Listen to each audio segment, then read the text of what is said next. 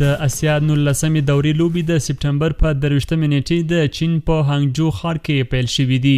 دا په تاریخ کې تر ټولو سترې اسیایي لوبې دي چې له افغانستان څخه 19 ورزشي لوبډلو په دې لوبو کې برخه اخیستې ده. دلته بیا د حضوري چمن دغه میدان هر ورځ د سلګونه ورزشکارانو کوربه وي.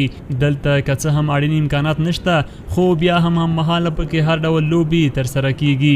په دغه میدان کې پر فوټبال لوبې بوخت دغه لوبغاړي وایي چې ملي لوبډلې ته لوبغاړي په نشت امکاناتو له دې خاورو دوړو پورته شوي دي.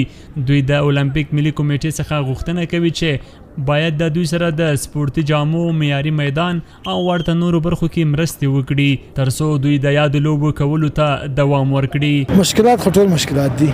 اول خو موږ میدان نه لرو، دا خاوره خو تاسو خپل ولدل. بیا مشکلات ډېر دي. د هلکان ټول دي جرابې نه لري، دا وره نیمه جرابې، یو ځل پکې اوږدې جرابې. دا بعضې موټر ډکوي، بعضې اوبه خرڅوي، بعضې وروره ګولی چا سره په دکان کې شاګرد دی یو دانه توپ نشي اخیستلی. توپ موږ نن شوټ لرو چې موږ دلته شوټ په میدان کې موږ یو توپ لرو، نو 20 نفره یو توپ څه رقم شوټ ته خپله وایي. ډېره مینه مې له فوټبال سره ده. له کوچنیوالي دا لوبه کوم.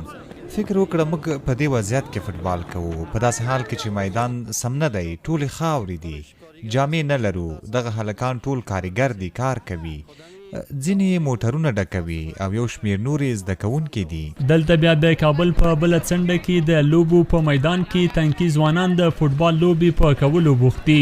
دوی په آسیایي لوبو کې د خپلو ورزشکارانو بریاوو او لاسته راوړنو ته هیلهمند دي. دوی هیله لري چې په راتلونکي کې پیاوړي فوټبالران شي او د خپل هیواد په استازیتوب په نړیوالو لوبو کې ولوبیږي او له دې لارې د خپل هیواد نوم په نړیواله کچه روښانه کړي. د سهار 8 بجو نه تر 11 دلته یم، تمرین کوم، بیا له دې ځایه کور ته او له هغه ځایه بیا ښوونځي ته ځم.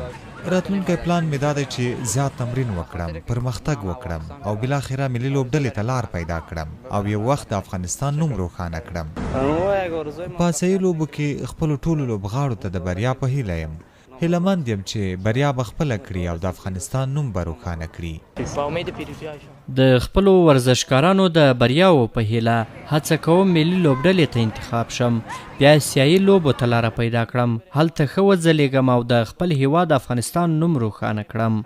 د نورو ورزشي لوبغاړو ترڅنګ د فوټبال دغه لوبغاړي هم وایي هیله لري د 19مې دورې په آسیایي لوبو کې افغان لوبغاړي په ټولو برخو کې ښې لاسته راوړنې ولري او د خپلو هیوادوالو پر شونډو مسکا راولي. ورته پیغام لرم چې همیش کامیاب اوسئ، ورزش وکړئ، ورزش ښه دی، چې افغانستان پرمختګ وکړي، ډیر خوشحاله کیږم.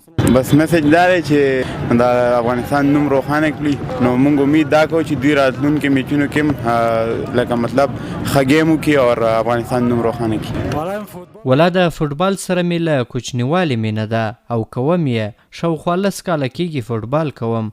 د خپلو ورزشکارانو د پرمختګ او ښه ځلیدا په هیله یم. د هانګجو په آسیایي سیالیو کې تر اوسه افغان لوبډلو په بېلابېلو برخو کې یو شمېر لوبې ګټلې او نورو پړاوونو ته یې لاره پیدا کړې ده. دغه لوبې به د روانې میلادي میاشتې تر 8 نیټې پورې دوام وکړي. عبدالله حیدرزی CMG کابل.